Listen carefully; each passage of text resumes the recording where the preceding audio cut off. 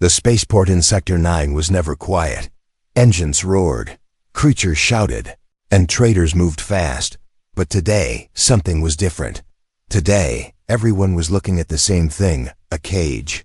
A large metal cage was rolled in by two strong beasts with red skin and metal arms. Inside the cage sat a girl, but not a normal one. Her skin was pale blue, her hair silver, and her eyes glowed like fire. People whispered as the cage passed. "That's her," someone said. "The untamable alien girl. She burned a hole. Crew alive with her mind," another added. "She's not a girl, she's a weapon." She sat still in the middle of the cage. Chains covered her arms and legs, and a thick collar was around her neck. But she didn't cry, didn't speak, and didn't move.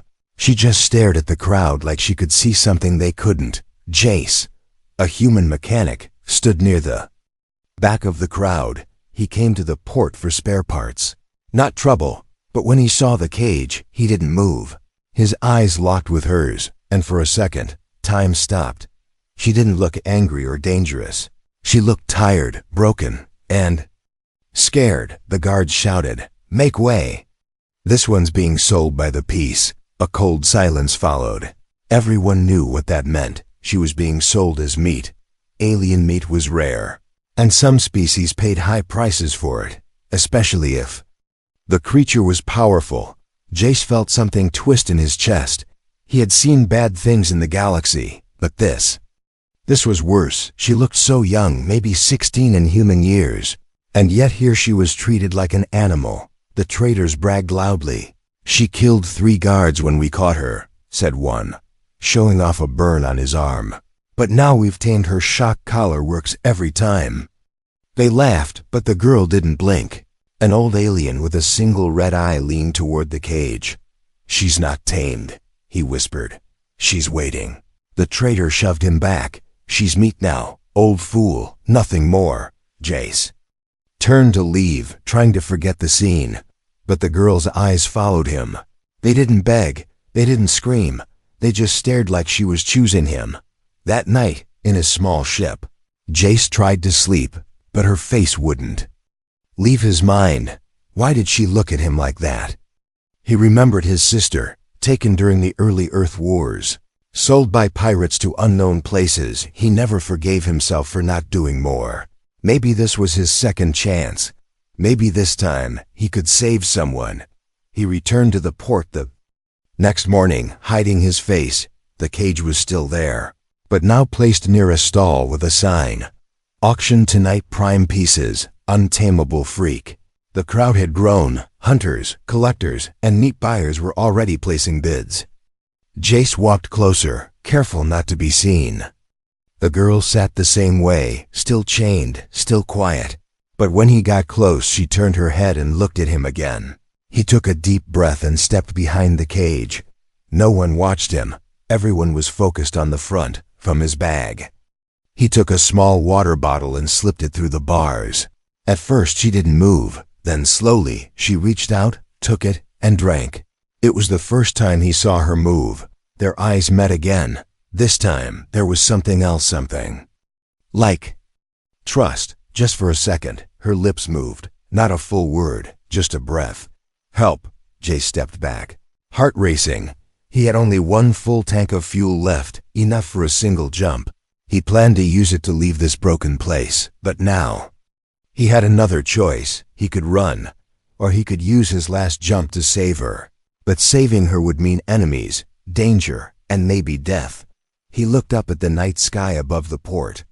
So many stars, so many places to go, but only one direction felt right. The one where she lived. He turned back to the cage and whispered to himself, "She's not a monster. She's a message." Long before the cage. Long before the girl with glowing eyes. There was only the sound of metal, and one man working alone in the dark belly of a dying ship. His name was Jace. No one called him captain or pilot or hero. He was just a mechanic, one of the last humans left in this sector. His ship, the Wren, was old, patched together with parts from at least 5 different models. It groaned when it flew, leaked when it landed, and complained in the cold.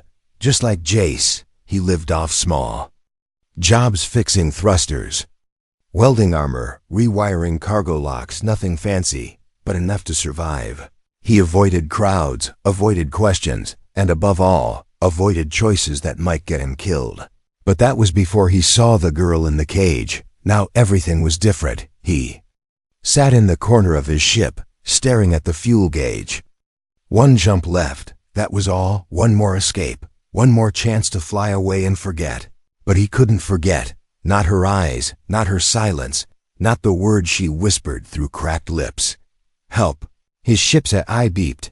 Navigation coordinates required, but Jace didn't answer. He was thinking about a memory, one buried deep.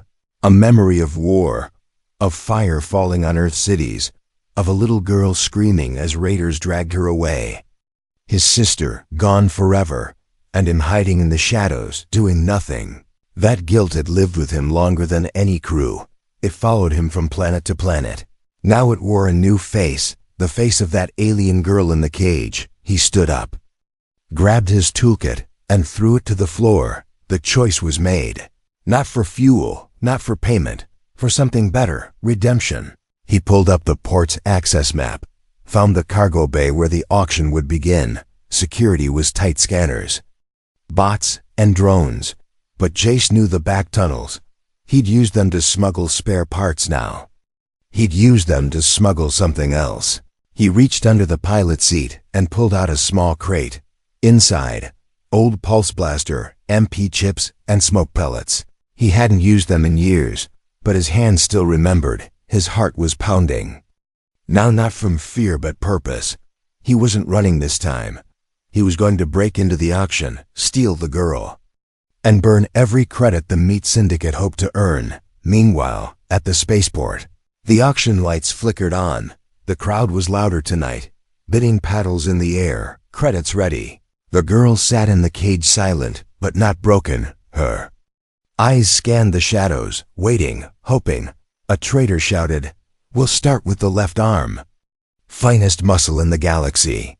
Someone laughed, someone else licked their lips. The countdown began. Back in the tunnel, Jace set the imp chip against the cargo door. He took a deep breath. His fingers hovered over the trigger. This wasn't just a rescue. It was a message to himself, to the girl, to anyone listening. She's not for sale. The door blew open with a flash. Smoke filled the auction hall. Panic spread like fire. Traitors screamed. Guards raised their weapons. But in the chaos, one man walked through the smoke. Jace. Not a soldier, not a bounty hunter, just a mechanic.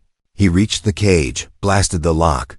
The girl looked up at him, eyes wide. He offered his hand. "Can you run?" he asked. She nodded slowly, and for the first time she stood. Alarms rang across the port. Ships scrambled, sirens screamed. But Jace didn't stop. He ran with her through the fire and metal. Blaster bolts flew past them. Security drones gave chase, but they reached the Wren. The door slammed shut. Engines roared. Jace jumped into the pilot's seat. "Hold on," he yelled. The girl grabbed the side of the console as the ship lifted. They shot into the sky. Laser fire behind them, stars ahead. As the spaceport faded into the black, the girl whispered again. Only one word. This time, not help, but free. Jace looked at her, then at the blinking fuel gauge, almost empty. He smiled, even through the fear.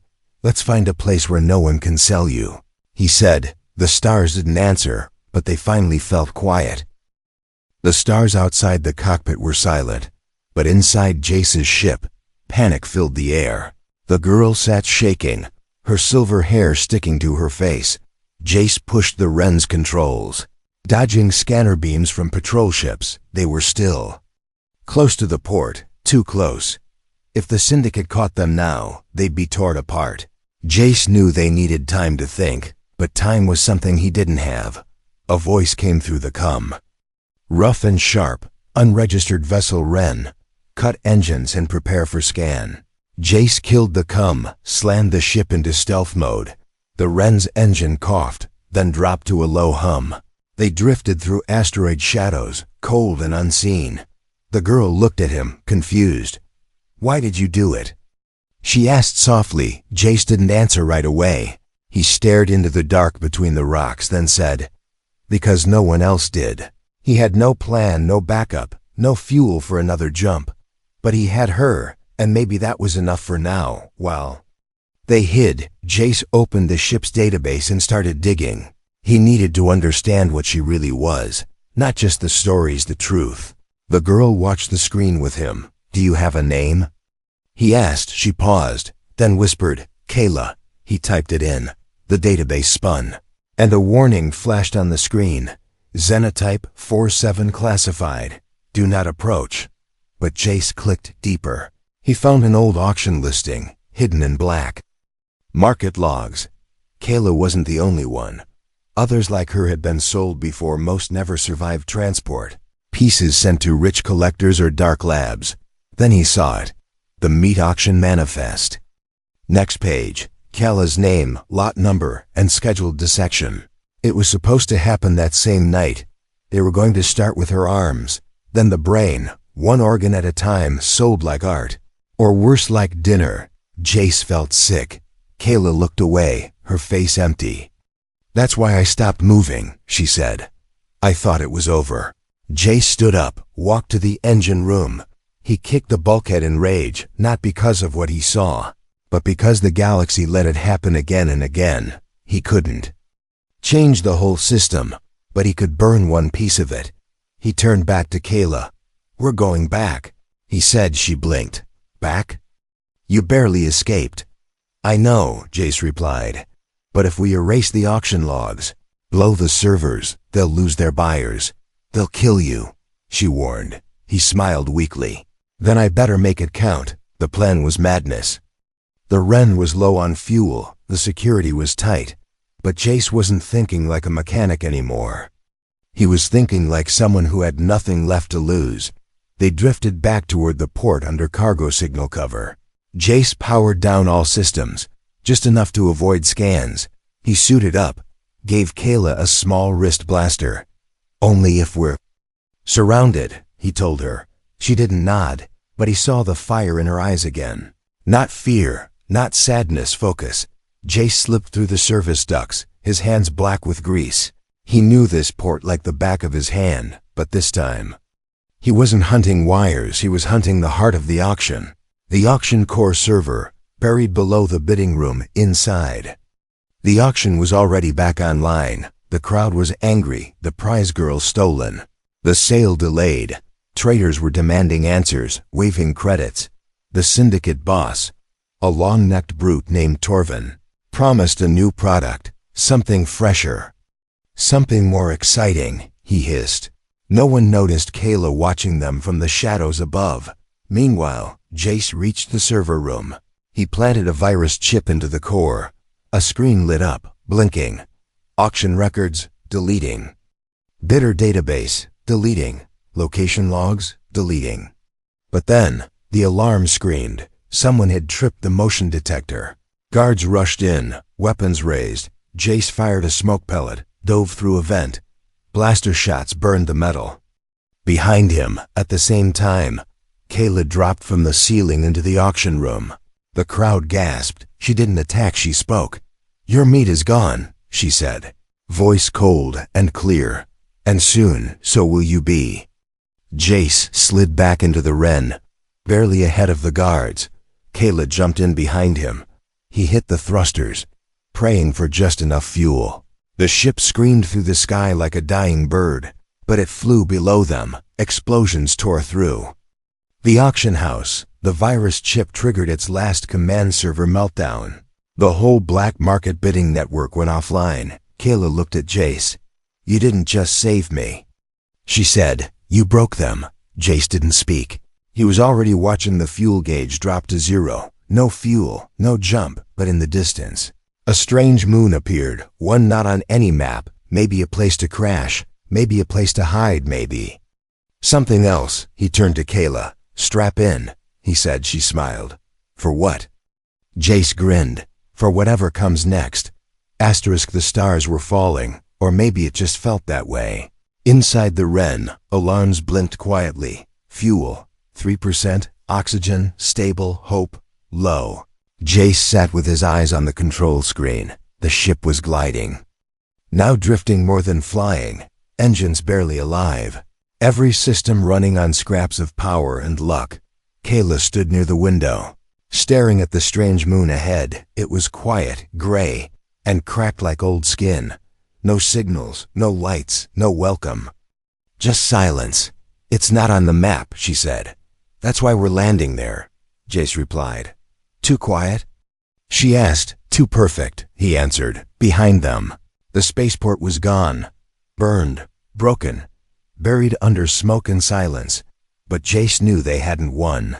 They had paused the chase, not ended it.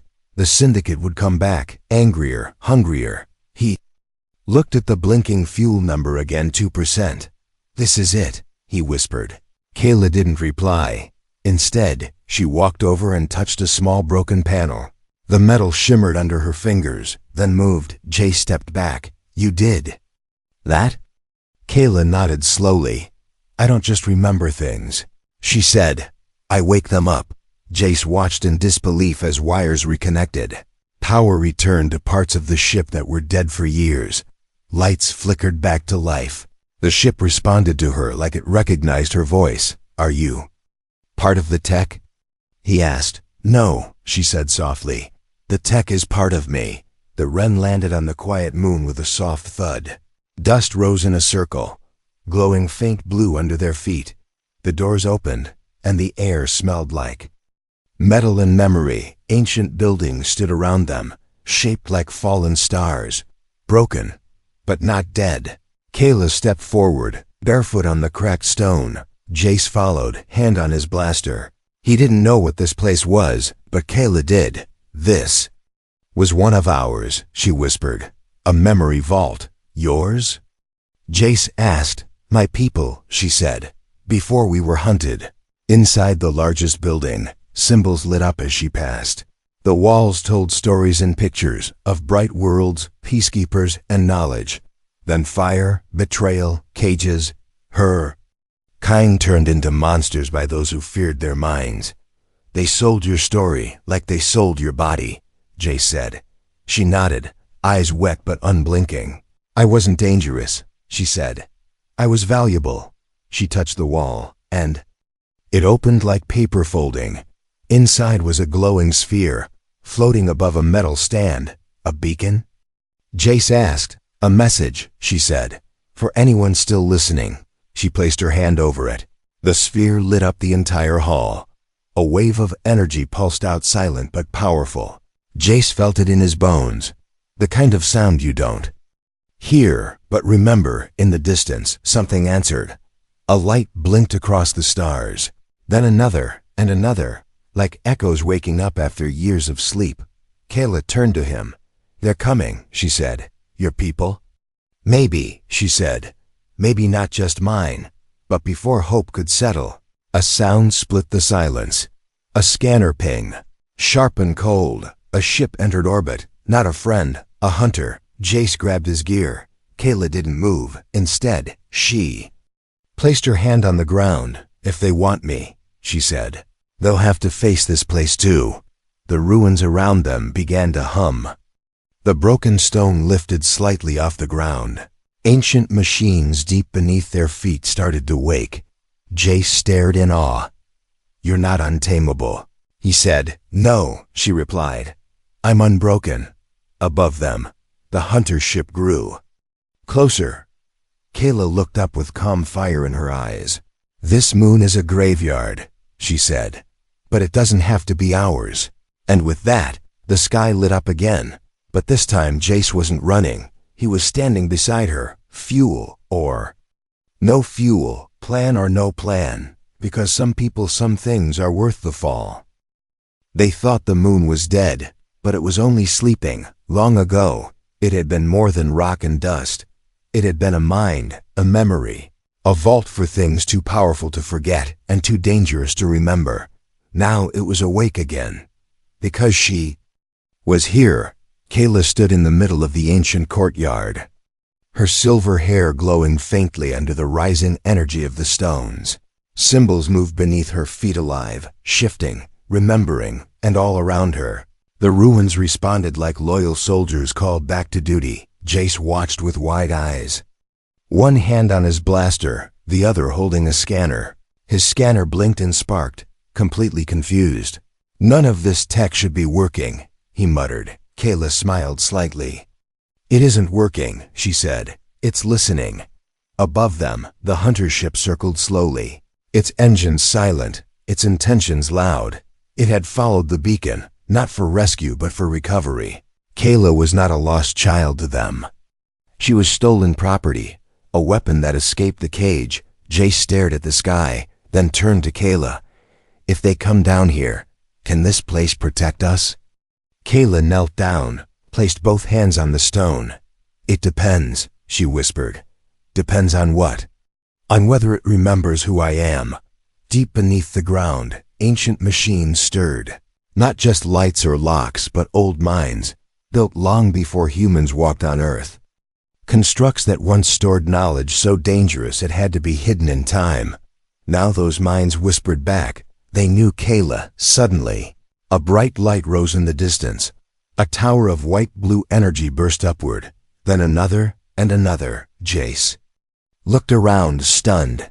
"They're activating defense pillars," he said, "like a planetary shield system." Kayla nodded, but her eyes looked troubled. "The moon is remembering fast," she said. "Too fast. Is that a problem?" Jace asked. She didn't answer. Above them, the hunter ship dropped lower. 3 drones launched from its sides, scanning the ground. The ship's speaker activated. A cold voice boomed. "Return subject 47. Or this site will be burned." Kayla stepped forward, her hands glowing now, the same color as the tower lights. "No," she said calmly. "You don't own me," the moon responded. Walls of ancient energy rose from the earth. Shields made from memory and will. The first drone hit the barrier and exploded in a flash of fire. Jace ran to Kayla. "You're connected to the whole thing, aren't you?" Kayla closed her eyes. "I was born inside one of these moons," she said. "Not natural, not machine, but something between." She opened her eyes again, now glowing fully white. "This is not just a moon," she said. "It's a mother system, and I'm her daughter." Jace looked around as light stretched across the landscape like nervous veins. They were forming a pattern, a map. "Wait," he said. "That's not just defense, that's a memory trail," Kayla whispered. "She's showing me where the others went." "The others like you?" Kayla nodded slowly. "I'm not the last," she said. "They hid themselves in different moons, scattered like seeds." Above, the hunter ship fired its main cannon. The shot slammed into the barrier with a soundless burst. Cracks appeared in the shield. The moon groaned under the pressure. Kayla's knees buckled, her body shaking. "The system's old," she said. "It can't take much more." Jace grabbed her arm. "Then let's run." She looked at him, fire and fear in her face. "No," she said. "We're not running anymore." She walked to the center of the courtyard, raised both hands. The ground trembled, lights pulsed, and the air turned heavy. A voice not hers echoed across the ruins, not a scream, not a song, but something older, deeper, a command. The hunter ship paused. Its engines cut for a second. The drones fell from the sky like broken toys. Kayla fell to her knees, exhausted. The moon's energy faded slightly, like an old giant going back to sleep. Jace ran to her, helped her up. "You okay?" She nodded barely. "It showed me something," she whispered. "A location, far from here, a moon still untouched. Another vault? Another me." Jace looked up at the stars. No fuel, no supplies, enemies in the dark. And yet, he smiled, because now they had something more powerful than any weapon, a direction. He turned to her. "Think we can reach it?" Kayla opened her hand, revealing a small glowing crystal gift from the moon. "Only if we fly smart," she said. And together, under the stars and the ruins of forgotten power, a human and a half-machine alien girl stepped back into the Wren. One to remember, the other to rewrite, Asterisk, it began with a shadow, a long one. Stretched across the stars, it moved like a slow knife, slicing the light in two. Jace was the first to see it. He stood on top of the wren, holding a broken scope to his eye. What do you see? Kayla called from below. He didn't answer, because what he saw didn't make sense. Dozens of ships, maybe more. Too far to scan, but close enough to feel. A full fleet, silent, cold, and heading straight for them. Kayla joined him, eyes glowing. With unease, she didn't speak either. She didn't have to. She knew what they were, not just hunters, collectors. The same force that had stolen her people, that had sold her as parts, that had burned her history into whispers and lies. They're here to finish it, she said, or erase it completely. Jace took a step back, thinking fast. We can't run, he said. Can't hide either, Kayla nodded. Then we make them remember what they tried to forget. The moon below their feet pulsed again, weak, but still breathing. Its energy nearly spent from protecting them before. Still, it listened. Still, it believed. Kayla knelt on the cracked stone again. Wake up, she whispered. One last time, and the ruins responded. Not with walls this time, but with light. Beams shot into the sky, slow, strong and pure, a signal. Not a cry for help, but a call to arms. Jace jumped back inside the wren and activated the external amplifiers. He boosted the pulse, multiplied the range. He didn't know who would hear it. He just knew someone had to, above them. The fleet arrived, not fast and angry, but slow and sure. Like a vulture confident its prey was already dead. The lead ship, dark as night, opened a wide come channel. A voice came through, calm, male, cold. This is Overseer Vex of the Prime Extraction Fleet. Surrender Subject 47. No further memory damage will occur. Kayla stood tall on the ancient stone platform. Her hair flowed in the rising energy wind, her voice clear. No, Vex replied. You are property. You are data. You are product. Kayla raised her hand. Then why are you afraid? At that moment, the air cracked open. Not from above, but from behind. New lights entered the sky. Ships, not many but fast, not big, but bright. They came without warning, without signal, old models. Patched hulls, wild engines. But each one flew the same symbol Kayla wore on her palm. Jace laughed as he saw them appear. You called friends? Kayla smiled. I called family. The enemy fleet paused, suddenly unsure. These weren't soldiers. They were survivors, awoken by Kayla's signal from their hidden moons. From their stolen stars, the sky became a battlefield before the first shot was fired. Tension broke like glass. Lasers lit the darkness. Engines screamed. The old moon shook with every explosion. Jace joined the fight from the wren. His hands steady. His ship couldn't outrun anyone now, but it could fight. And he had something the enemy didn't, something to protect. Kayla stayed below, guiding the ancient tech like an orchestra. Her fingers danced across alien stone. Each movement calling up shields, launching beams, healing friendly ships. But the fight was hard, one after another. Her kin were struck down, and the moon systems were dying. Jace's controls sparked, his power core nearly empty. He yelled into the come. We can't hold them. Then, a silence cut through the chaos. Kayla stood in the center of the ruins again, her body glowing white. The moon responded like a heart returning its final beat. One command, one message. She wasn't trying to fight. She was trying to awaken. Every friendly ship lit up with the same energy. Each surviving member of her kind heard the same voice in their minds. Kayla's voice. Remember who we are, she said. Not weapons, not slaves, not forgotten. We are the ones who kept the stars alive.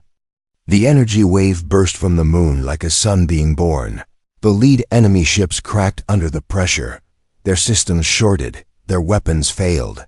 They turned one by one, not from ships, not from guns, but from truth, from memory. Jace looked at the screen in disbelief. They're retreating. Kayla fell to her knees again, exhausted, glowing, fading. We didn't win the war, she whispered. But we lit the first fire. When it was over, there was no cheering, no victory song, just silence. The kind of silence that follows a storm, not empty, but full. Ships floated like tired birds above the broken moon. Smoke curled into the stars, lights blinked from damaged engines, but somehow they had survived. Jace sat slumped in the pilot seat of the Wren. His arms burned, his knuckles bloody, but he was smiling. Because the girl in the cage was no longer a prisoner, she was standing in the center of the ruins, surrounded by the last pieces of her people. Kayla was quiet, her eyes soft, but around her, something invisible had changed. The others, once scattered, once silent, had gathered like stars returning to orbit. No one bowed, no one commanded. They simply stood together. Jace stepped out of the Wren, his legs weak, his ship even weaker. But as he looked at Kayla, he saw something powerful, not a weapon, not an alien. Just someone who had carried too much pain for too long. He walked up to her. She turned to him with a tired smile. "You did it," he said. She shook her head slowly. "We did it." He handed her something from his pocket, a small bent metal bolt. "The last part I pulled from your cage," he said. Kayla took it gently, then crushed it between her fingers, not with anger, but with peace. She turned to the others, speaking not with her mouth, but with something deeper, a shared voice. An old voice, a voice that had been stolen and now returned. "We are not forgotten," she said. "We are not broken. We are not for sale." And the stars listened. The surviving ships formed a circle around the moon, a new network, a new alliance. Their mission was not revenge, but remembrance. Not war, but warning. Jace walked away, sat back on the ramp of the Wren. He looked up at the sky, still bruised but open. Kayla joined him. She sat beside him, both staring into the unknown. "You could have left me," she said. "I almost did," he admitted. She whispered. "No," he said, "because you looked at me like I was human." Kayla placed a hand on the ship's console. It glowed, stronger now. "The Wren," she said. "She can still fly." Jace smirked. "She always can." She turned to him again. "There are more out there," she said. "Hidden vaults, lost names, children like me." "I figured," he replied. "You're not the end. I'm the beginning." She said. Jace stood up, brushed the dust off his jacket. "Then let's start again," he said. "No cages, no chains, no more monsters made from lies." Kayla looked at the others, her new family. They were ready to rebuild, to return, to rise. And as the Wren lifted from the moon's surface one last time, the stars seemed brighter, not because they had changed, but because someone had chosen to light them again. She was never meant to be tamed, because she was never the danger. She was the warning and the hope and the truth the galaxy had tried to bury. But truth doesn't stay buried forever, not when one human still believes, not when one voice still speaks. Not when one girl refuses to stay silent. They had tried to sell her, but she became something priceless, because sometimes saving one life changes the story of every star.